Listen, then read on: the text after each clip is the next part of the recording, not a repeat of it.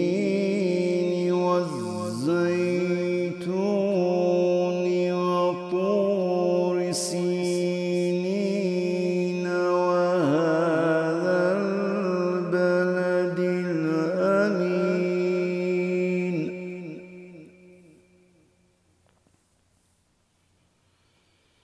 لقد خلقنا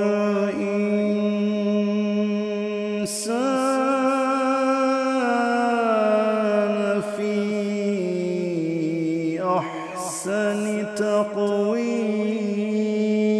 تقويم ثم رددناه أسفل سافلين إلا الذين آمنوا وعملوا الصالحات فلهم أجر غير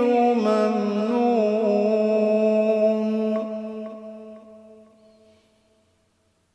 فما يكذبك بعد بالدين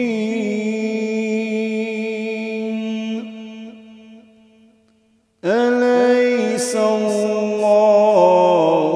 بأحكم الحاكمين